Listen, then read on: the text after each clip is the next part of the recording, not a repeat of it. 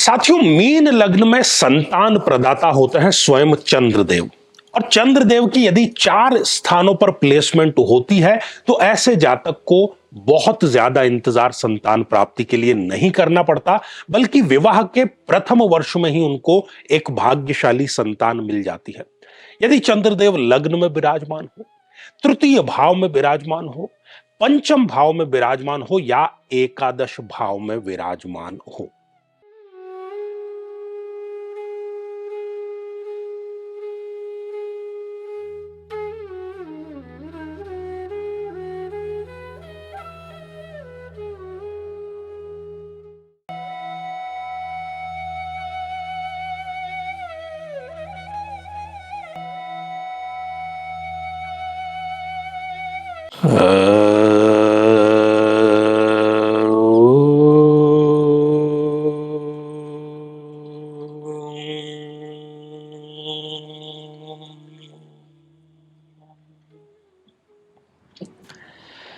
तो मेरे बहुत ही प्रिय और बेहद सम्मानित साथियों, हृदय की असीम गहराइयों से अभिनंदन, बहुत बहुत हार्दिक स्वागत है। साथियों, हमारी एक श्रृंखला जिसको आप सभी का बहुत प्रेम मिला, उसमें हमने इस बिंदु को उठाया है कि कब जन्म पत्रिका में इस प्रकार के समीकरण बनते हैं कि किसी कपल को, किसी दंपत्ति को विवाह के प्रथम वर्ष के अंदर अंदर ही संतान संबंधी जो खुशखबरी है वो मिल जाती है। और उसी का आज ये अंतिम पड़ाव है। थोड़ा सा इसमें डीले जरूर हुआ है कुछ तकनीकी कारणों की वजह से। तो आज अंतिम अर्थात हम मीन लग्न के बारे में चर्चा करेंगे। मीन लग्न की यदि आपकी जन्म पत्रिका है और आप भी ये जानने को यदि उत्सुक हैं कि कब ऐसा होता है कि मीन लग्न के जातक को विवाह के 1 वर्ष के भीतर ही संतान संबंधी जो खुशखबरी है वो मिल जाती है, तो यदि आपने अभी तक अपने लग्न से संबंधित एपिसोड नहीं देखा है तो यहां आई बटन में हम आपको उसका लिंक प्रोवाइड करा रहे हैं, जाकर के उसको जरूर देखें। स्नेह, अपना प्रेम और अपना जो आशीर्वाद है वो जरूर इस श्रृंखला को आप प्रदान करें। तो आइए साथियों, एक जन्म पत्रिका के माध्यम से इसको थोड़ा सा आसानी से समझ लेते हैं। तो ये जो जन्म पत्रिका है ये 12 नंबर से प्रारंभ हो रही है। लग्न में ही 12 नंबर का अंक लिखा हुआ है, तो इसको हम ज्योतिष की परिभाषा में कहते हैं कि ये मीन लग्न की जन्म पत्रिका है। अब इस मीन लग्न की जन्म पत्रिका में जो संतान प्राप्ति का डिपार्टमेंट है, विभाग है, जो भी हम इसको कहें, वो चंद्रमा के अधीन है। चंद्रमा ही इस जन्म पत्रिका में पंचमेश है। चंद्रमा यदि मजबूत स्थिति में है, उनकी कुछ प्लेसमेंट बहुत अच्छी है, तो फिर विवाह के प्रथम वर्ष में ही ऐसे जातक या जातिका को संतान संबंधी जो खुशखबरी है वो अवश्य ही मिल जाती है। सबसे पहला जो समीकरण है वो लग्न में है। यदि लग्न में ही चंद्रदेव विराजमान है तो सबसे पहले तो इनको जीवन साथी बहुत ही सुंदर मिलता है। जैसा इन्होंने कल्पना की होती है, सपना संजोया होता है, उसी प्रकार का इनको जीवन साथी मिलता है। इनकी स्वयं की जो रोग प्रतिरोधक क्षमता है वो बहुत सुदृढ़ होती है, आसानी से ये बीमार नहीं पड़ते और विवेक का इस्तेमाल करना कोई इनसे सीखे। और इनके आसपास के लोगों को भी इनके ऊपर इतना विश्वास होता है कि जब भी वो किसी बाधा में, परेशानी में, कष्ट में, दुविधा में फंसते हैं तो इनके पास ही आते हैं वो सलाह लेने के लिए। तो यदि ये स्थिति है तो इनको विवाह के प्रथम वर्ष के भीतर ही संतान संबंधी खुशखबरी अवश्य मिल जाती है।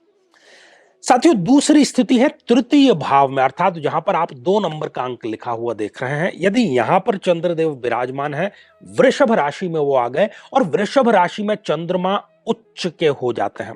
उच्च के होकर के इनको वो पराक्रमी बनाता है, साहसी बनाता है। और इनका जो साहस है वो कोई क्षणिक नहीं होता, बल्कि गहरे पानी पैठ की तरह साहस और रिस्क लेने की इनकी क्षमता जबरदस्त होती है। और अपने इसी बलबूते पर ये अपनी बहुत बड़ी महत्वाकांक्षा भी खासतौर पर चंद्रमा की दशा अंतरदशा में पूरा जरूर करते हैं, और जिसकी हम आज चर्चा कर रहे हैं। तो संतान संबंधी इनको खुशखबरी भी जरूर जल्दी मिलती है। साथियों, तीसरी स्थिति है इस जन्म पत्रिका के पंचम भाव में चंद्रमा का विराजमान होना। पंचम भाव जहां से संतान का विचार करते हैं, और यहां पर चंद्रदेव विराजमान होकर के वो स्वग्रही हो गए, अपनी ही राशि कर्क में यहां पर विराजमान हो गए। यदि ये प्रेम विवाह करते हैं तो वो प्रेम विवाह इनका सफल अवश्य होता है और आकस्मिक धन लाभ इनको चंद्रमा की दशा अंतरदशा में मिलता ही रहता है। रुका हुआ पैसा जो है वो भी चंद्रमा की दशा अंतरदशा में आ जाता है और यदि ये शेयर मार्केट में लॉन्ग टर्म इन्वेस्टमेंट करते हैं, ट्रेडिंग करते हैं, उसमें भी चंद्रदेव इनको अपना आशीर्वाद प्रदान करते हैं। साथियों, चौथी स्थिति है एकादश भाव अर्थात 11वें भाव में चंद्रदेव का विराजमान होना। यहां चंद्रदेव विराजमान होकर के पंचम भाव पर अपनी 7वीं दृष्टि दृष्टिपात से कर रहे हैं और इस दृष्टि के चलते जिस चर्चा को हम आज आगे बढ़ा रहे हैं वो यहां पर शर्त अवश्य ही पूरी होती है। अर्थात चंद्रमा की दशा अंतरदशा में इस जातक को यदि विवाह संपन्न हुआ है, अभी अभी संपन्न हुआ है, तो 1 वर्ष के भीतर ही इनको संतान संबंधी खुशखबरी जरूर दे देता है। अब यहां पर ये सारी चीजें तो एक तरफ है, एक बहुत महत्वपूर्ण बात और वो कई लोगों के मन में होती है कि इस योग, इस समीकरण को हमने समझ लिया, हमारी जन्म पत्रिका में भी है, लेकिन मुझे इसका लाभ क्यों नहीं मिल रहा? उसमें डिग्री वाइज बल है या नहीं? आपको चंद्रमा की सबसे पहले डिग्रियां देखनी है। यदि चंद्रमा 0 डिग्री के हो गए हैं या 28, 29 जैसी अंतिम डिग्रियों के हो गए हैं तो फिर वो रिजल्ट प्रदान नहीं करेंगे। उनका बलशाली होना, अंश मात्र उनमें बल होना बहुत आवश्यक है। वो सारी बातें स्पष्ट रूप से सही और सटीक साबित होगी जिसकी हमने आज चर्चा की है। और फिर भी मान करके चलते हैं कि यदि किसी कारणवश इन समीकरण के बावजूद या किसी अन्य कारण से मीन लग्न के किसी जातक को संतान प्राप्त नहीं हो रही है और काफी समय बीत चुका है विवाह को, तो ऐसे जातक या जातिका को चाहिए कि वो नित्य महादेव पर दुग्ध का अभिषेक अवश्य अवश्य और अवश्य करें। तो साथियों, ये था हमारा मीन लग्न को लेकर के संतान उत्पत्ति संबंधी कब शीघ्र इनको खुशखबरी मिलती है उससे संबंधित।